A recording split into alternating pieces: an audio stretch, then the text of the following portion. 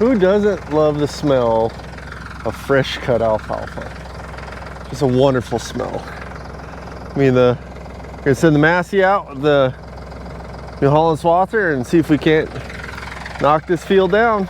It's got a little bit left, 2 borders left, so probably 8 passes, but it's lunchtime and gotta go in the house and make sure the kids are fed and the babysitter's fed, and we'll come back out and finish it up. Windrows are looking fairly decent for second cutting. We had a slow start to first cutting, so hopefully this will make up for us and get a good amount of hay bales off this field. Doing a little dirt work, getting the ridge dug on out. We got a couple trees to remove and some grass to mow down. Get that ridge on out of there, and we'll combine the 2 fields again like it used to be. These used to be Grandpa's short rows of corn through here. But we'll put it into hay for a couple years and see what we like, and maybe kick it back into grass pasture or something else. I don't know, maybe I'll get wild and I'll put an apple orchard or something through here. Well, good morning. It's been a couple days since I cut. We had a small rain shower came through and rained on the hay, so I'm coming out here to rake it all up. Dried out, we had 100-degree days, so it's drying fairly good. I had already raked these singles here. Because I drive around on the opening rows, I rake the ends. Did that 2 days ago. And we had that rain, so I'm gonna rake those together, then I'll get into the main part of the field. I got the rake staged out here and set up. So since I don't have the electronic box, excuse me, it's early. I don't have the electronics box in this tractor. I'm gonna leave this wing locked in the full out position, and then I'll hydraulically control this wing back and forth to get my windrows to tighten up together. And then I will also squeeze up the back end on those 2 rams there to slide them shut. So that'll get me the desired effect I want to do. When I was moving some hay yesterday, I had an incident. My throttle handle decided to leave the chat. So I'll get one of those ordered, get it coming, and maybe do a video on how to pull this apart to replace that. And it's just a cable that goes down and connects to the foot pedal. First thing I thought is if I had any debris under my foot pedal, but I didn't. So let me get this started up and get going.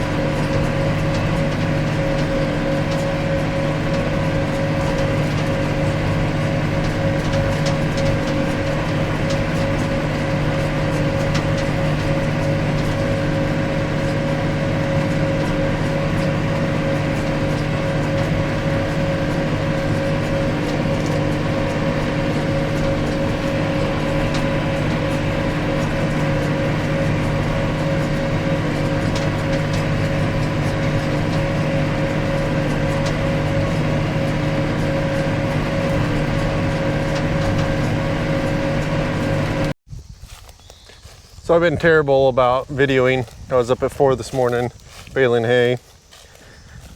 So I got the Allis on the round baler. It's dark out when I started, so I don't think you would have seen a whole lot in there. I got the chamber up right now, is leaving it up to let a little dust fly out, a little drier than I wanted, but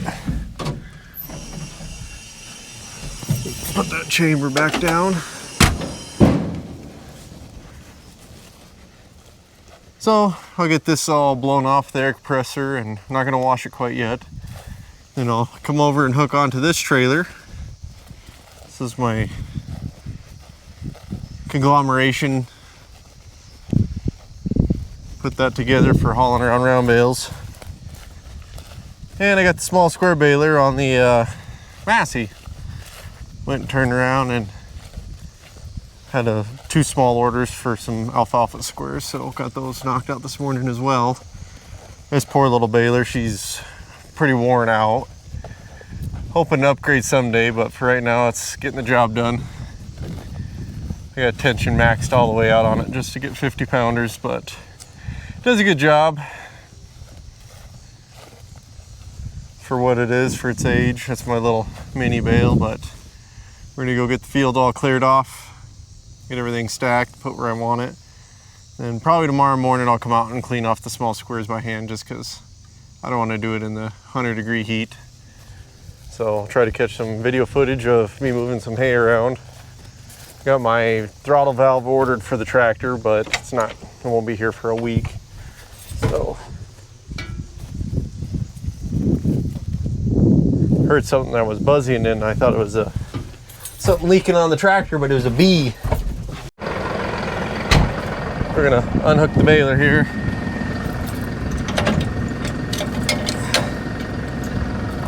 Once it cools down this evening, I'll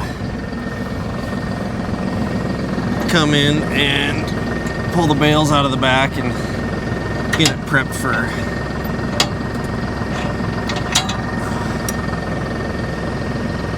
storage and get it greased. I think I'm done with it for the year, so I might actually just go and pressure wash this guy all off, get everything out of there and grease it down really good. Get all the chafe out of there. You can see it's drying on me pretty bad, but I was running into the problem of I get too dry at this end of the field down there, but I get too much humidity coming off that cornfield as it's being irrigated, which is nobody's fault. It's just the way it goes. But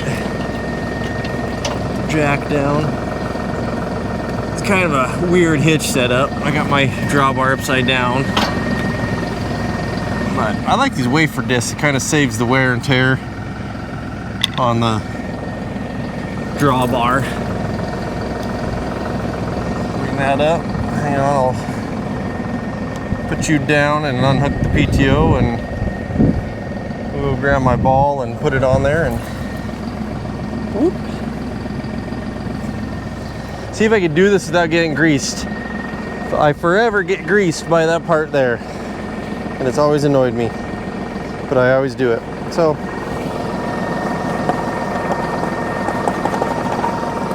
yeah.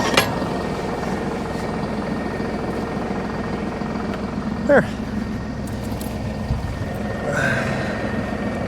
Probably didn't see any of it, but it'll be okay.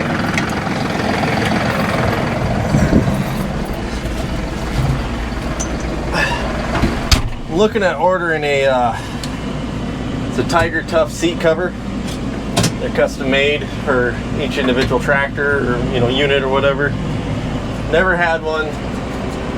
Was kind of curious to look at getting one. As you can see, this is a 2018 model tractor, and I still have the plastic on the seat because I just trying to take care of it as long as I can. So I was kind of looking for that. So if anybody has used one, or if maybe I'll tag Tiger Tough into it, and I think I'm saying that right, Tiger Tough, Tiger Seats, Tiger something. They have the orange tag, that's their thing. Look for the orange tag to know it's Tiger Tough or something. Let me look that up here.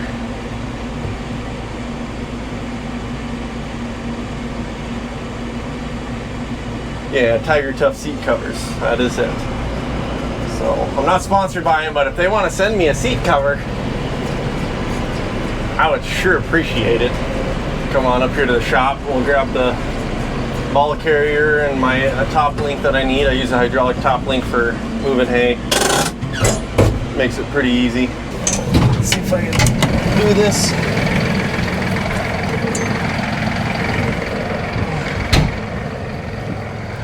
Meantime, on my Allis Chalmers, I've had this part, that wheel in the press under pressure this whole time, and I've applied heat and oil, stuff like that to it to try to get it to pop, but it just has not gone yet. But I'm looking into, I'm probably gonna have to up it to a 20-ton because I got an 8-ton jack on it, so that'll be for another video. Hopefully I'll get kicking on that. here in the next evening or so. It's my hands kind of done. I got another field I got to go cut yet too, so.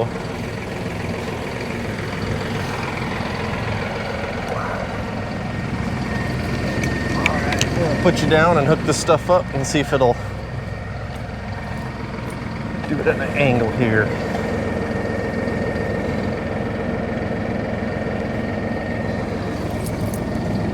There's the dirt, and there's the tractor.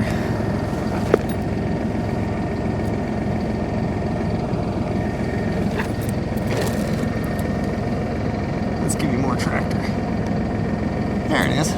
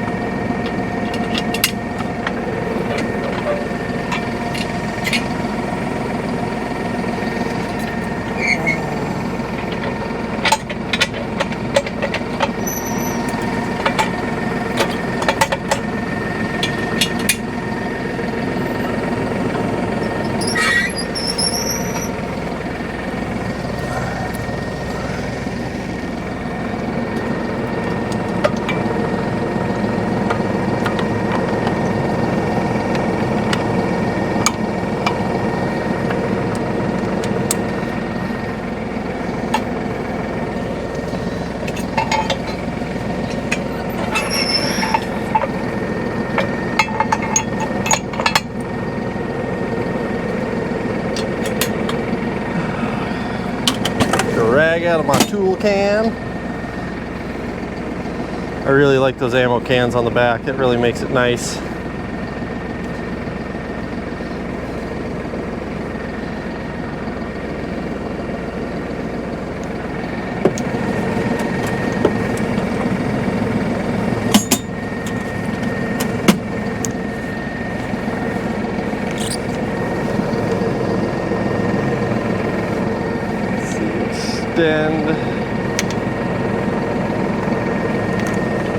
So I gotta know that I put these ones in opposite of what the diagram shows on the tractor up there.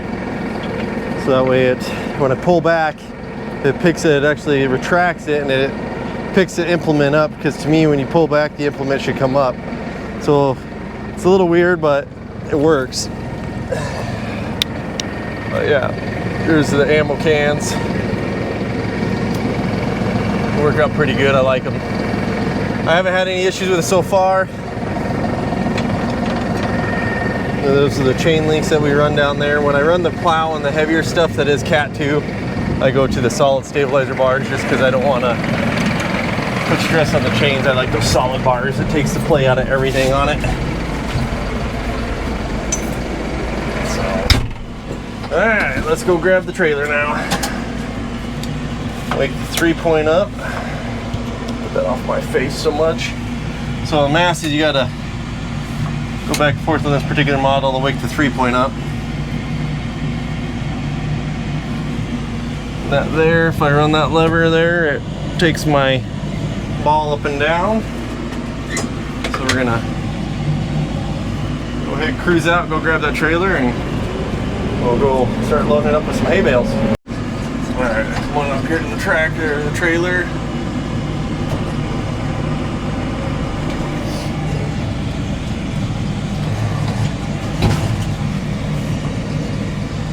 Put the hitch down.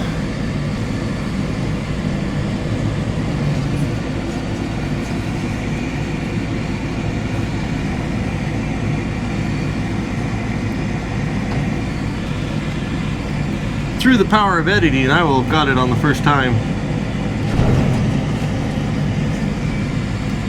I got designs for that hitch, but we're not gonna get to that point yet. That'll be another video, another day.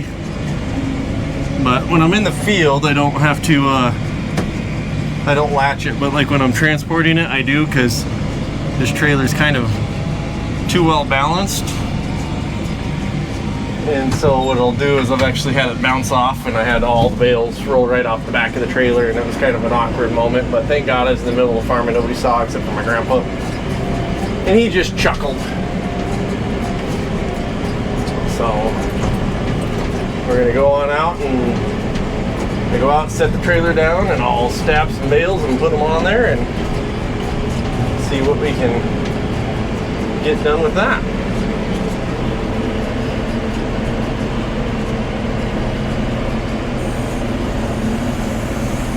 My hay bales weigh right around 1,300, 1,350 in that ballpark. This is the Massey 4707. So I have, I can spear 2 at a time, but it's hard on my forks and it's kind of hard on my front end, and the tractor handles it fine, but I just don't like abusing it that way. So, but every 60 feet I got a border through here, so I can't run across the field that way out there because it breaks the borders down for irrigation. So I have to come up to the end of each border, and then I'll drive on up and catch them. And I do turn around at the far end, but that is it. I don't try crossing the borders in the middle, so it kind of makes it a pain in the butt, but the butt.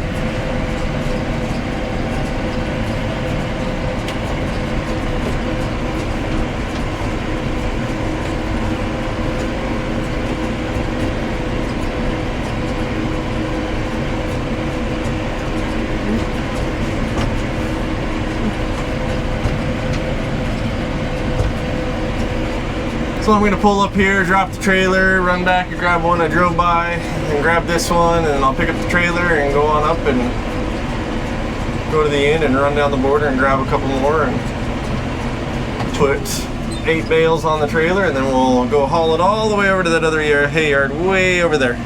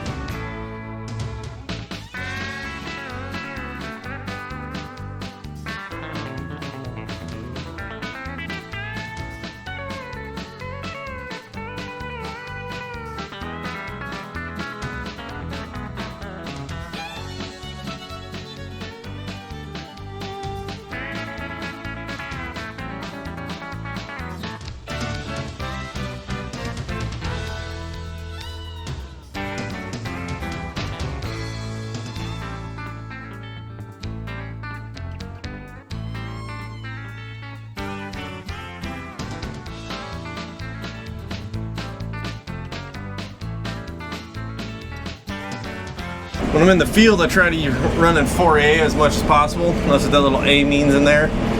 For anybody that hasn't driven one of these tractors, this has 4-wheel drive mode or 4-wheel auto, so it automatically detects wheel spin and then it'll engage it.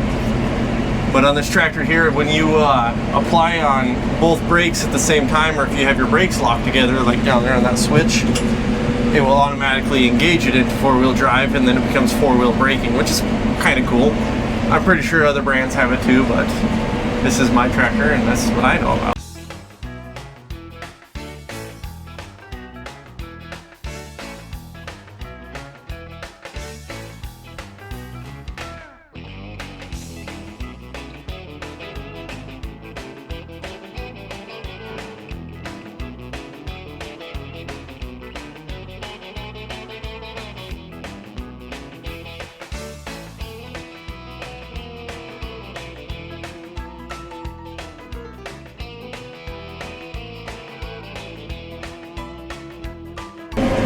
Got some extra rolls of net wrap on there. My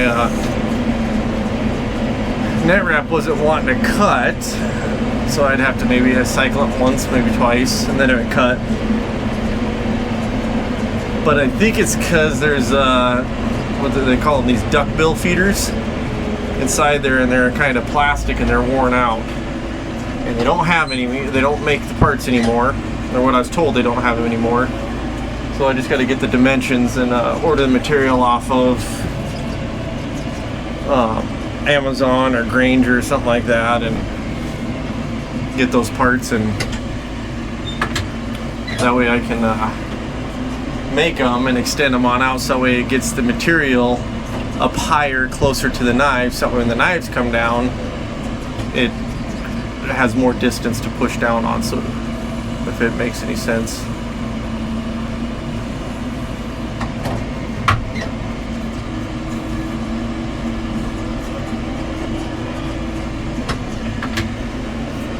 Now, cool thing is if I hook this up to the other tractor, hooked up the hydraulics, and I chained up the tailgate, it's just in a locked position right now, but if I chain up the tailgate, that's an actively swinging tailgate. So when I dump, that tailgate releases, falls down, and then you can dump the bales off the back, and then when you pick it up, it automatically resets the tailgate, which makes it nice. So like if I was, let's say, taking these bales over at the tractor, just dumped them in the yard, the back ones aren't going to roll off. I can take them and dump them, and then I roll and I can put the bed down and the tailgate set and go back to get reloaded.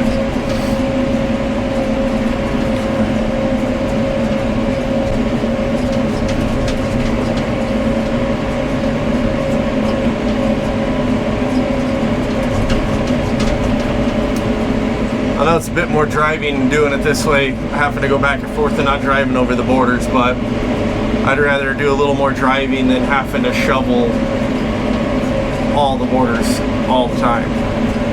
Just keep the irrigation water where it needs to be. I already have enough problems with it breaking over. I don't need to keep adding to it. Moles are probably the worst. They find it's the high ground and they like to get in there and put holes from one side to the other.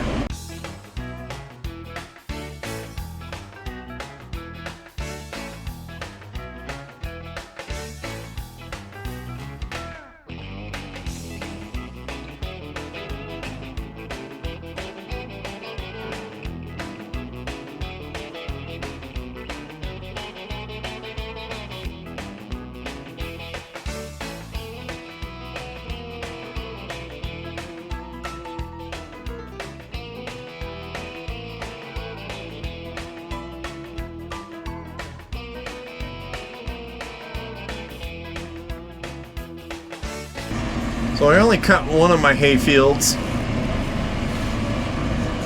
this time. I let the other one go a little bit farther, and it's really getting purple over there, and I need to go get cutting on it. Probably start that this evening. But I did that because everything has been a terrible, I don't want to say it's a terrible year. I mean, we're blessed to be here, but there's just been no blooms. We have trees that all the extremities are dead, but yet they're starting over at the base again. The lilac bushes did not bloom. From anybody that I know that had lilacs, they did not show any signs of bloom or life or anything this spring.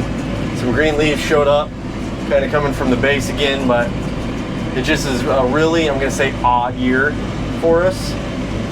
So where I'm going with this is my hay cuttings were kind of lacking.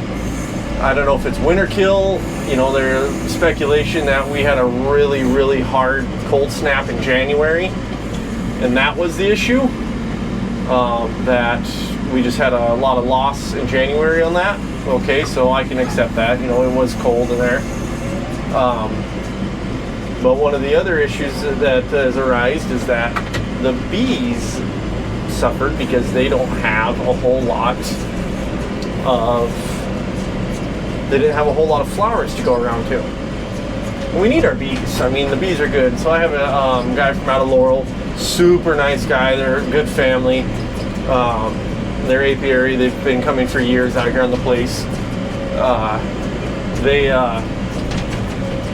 they have the bees here, so I know he said his honey is kind of down, so I kind of split and let it bloom a little longer than I like to. I know it kind of kicks me on my quality of hay, but my quality's already down for the year, so I guess it is what it is. But if I can help out another small business owner, whether it matters or not, I don't know. I really don't. I do know that we are some of, you know, we're one of his better spots in the past. I don't know if we currently are, but if this little bit of me 1 week extra, you know, helps out and helps his production and helps his bees, I guess is a small price to pay. I like my honey. That's my rent. He pays me honey, and he does a great job of, you know, taking care of the property, the site around where the bees are at and all that. So if he watches these, thank you very much. I do appreciate everything you guys do out here. I do like my honey and all the little odds and ends I get. So hopefully the bees will do better, and because they only help me out, you know, the pollination and everything else. All right, so we got 6 on the trailer. Let's go grab 7 and 8.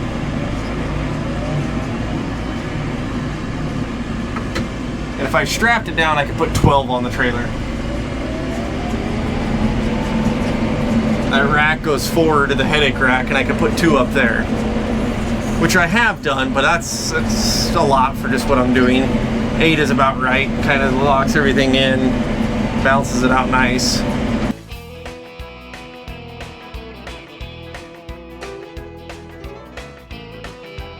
When we were a kid, we used to use our old 300, and Grandpa had a spear bolted in the bottom of the bucket. And we would gather these up one at a time. We'd have his niece and nephew-in-law would come down from Sumatra and pull their baler down and hook onto our tractor, and he'd come down and he'd bale our hay up for us before we had a round baler. And our first round baler we got, we actually traded him hay for one of his, and it was an old worn out Heston. And I think it was worn out when he got it, and then he probably put another couple 8,000 or 9,000 bales through it, or something god awful. So then we got it, and we ran it for quite a few years till we got this new Holland. And it was a night and day difference of baling from that old Heston to that Holland. That Holland, new Holland, is just a monster compared to that old Heston. And I'm not knocking Heston balers, but that old Heston was something else.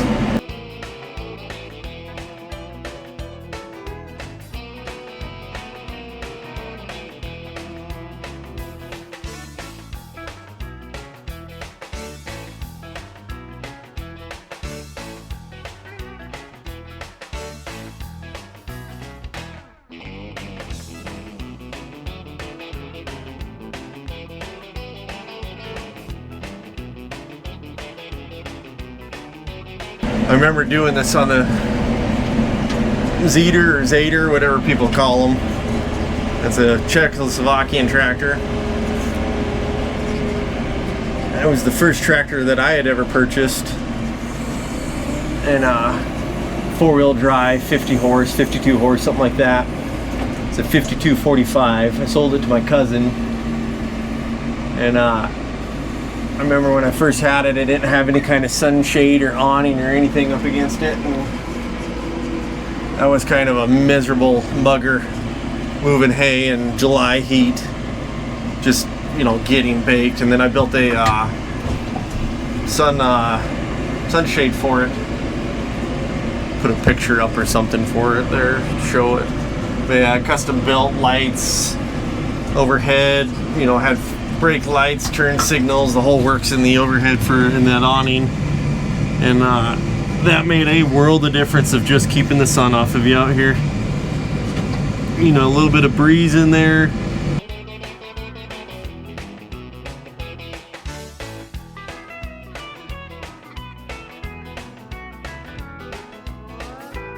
Alright, let's go lock the pin on it, because when I travel with it, and it's so well balanced, and in this load configuration, because if you look at that axle, that bale is like almost right in the middle of it. So I have just as much weight on the back as I do on the front. I can put 2 more bales up there, which really helps, but I just haven't ever done it. So this poor hitch here has probably seen better days. I don't know if it's bending or what, but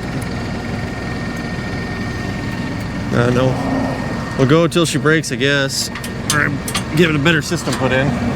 Like that, we're on the move with some hay, and we'll chug across the farm.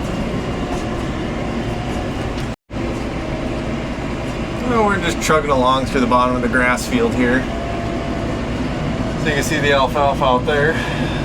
That gray and the white stuff way out there, that's wild oats that's growing in. The grass is down in this region pretty good. It gets a little swampy through here, so it kills the alfalfa off, but it seems to be pretty thick and looking pretty good, so hopefully I can get a swather through it. We're supposed to get some showers in the next tomorrow. I think it relaxed, but I think Wednesday picked up on the percentages, so just might have to gamble and see what I can do. I think that's what farming is most of the time, making the best decision you can make at the time and living with the decisions. So.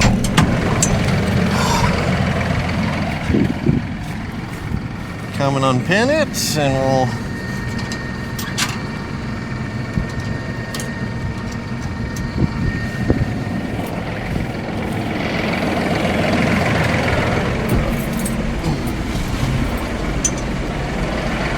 So there's quite a few different ways to stack hay. I've just been doing the single tube line, butt to butt. I seem to have the minimal waste that way. I don't have tarps or anything fancy else to put in there, so that's kind of how I'm just gonna stack it. So I'll make a line about 10 feet from that one, and I'll get after it. So I got the field cleared. Got a load of hay on right now. I gotta run out to the hay yard. But I got it, majority of the field cleared, small squares. I'm gonna stop for a quick minute, step in the house. And we'll come back out and finish unloading this and grab that one last small one and run it on out. So I figure I'd give you a view of what the load looks like on this tractor. Poor little tractor looks so small.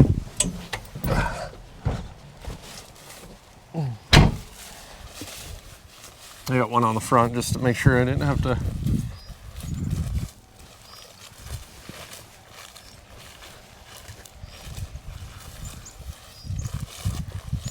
But loaded like that, it's pretty well balanced.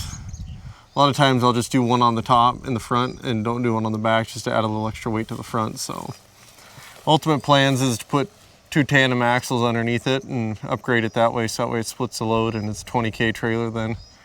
But for the box itself, that axle's in the right position, but once you put that extra 1.5 feet of that hay rack on there, then it kind of distorts it. But it's been a pretty good unit so far.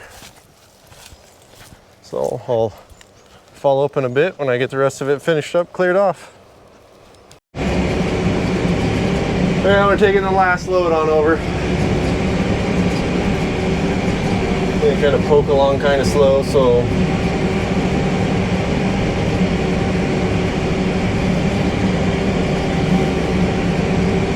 trying to mount, see how it works.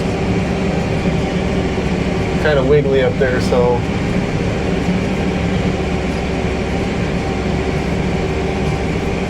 got the creator pack handle on there, and so I think that's what's making it kind of wiggle and bounce. So we'll see how this works out.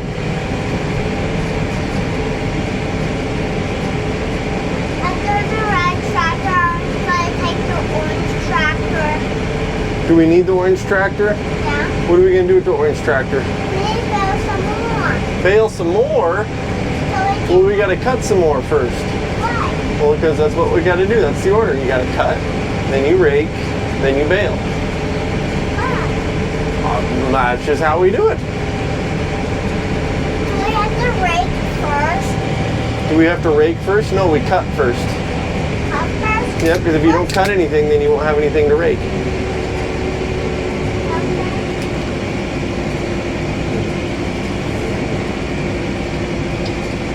Yeah, we got a bump here.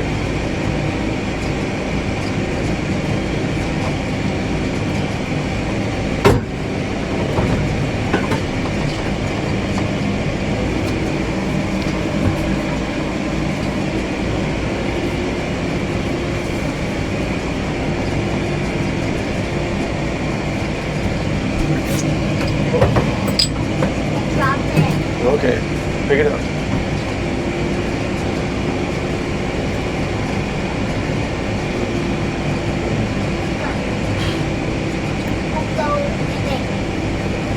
Okay, good job, sis.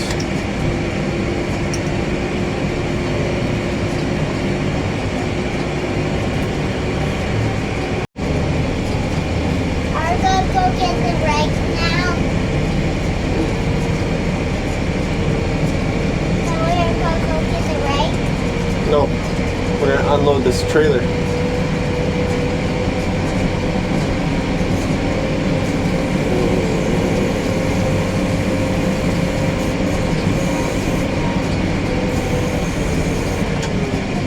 Ooh, that's how big it is.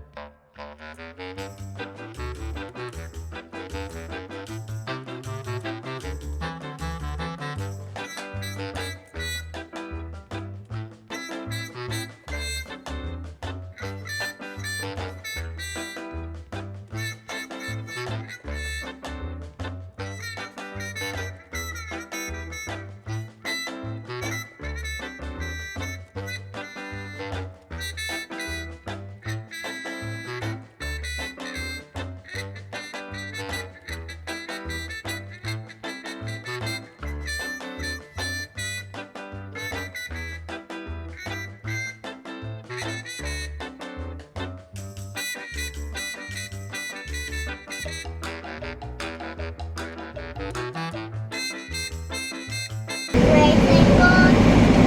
Look at that. Look at that bale. What about it? I'm gonna get it. Yep. Why are you twirling? Why am I what? Why are you turning it around? Oh, well, because. Because there's a connector right there. Right Something there. like that. Yeah, there's a pipe in the middle.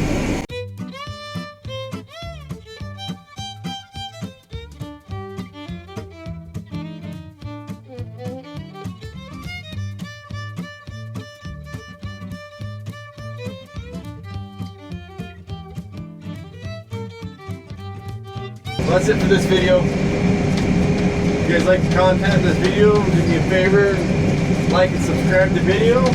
Drop a comment. If you don't like something about it, leave a comment and tell me what I can do better. I do appreciate all the feedback I get. Thanks for watching.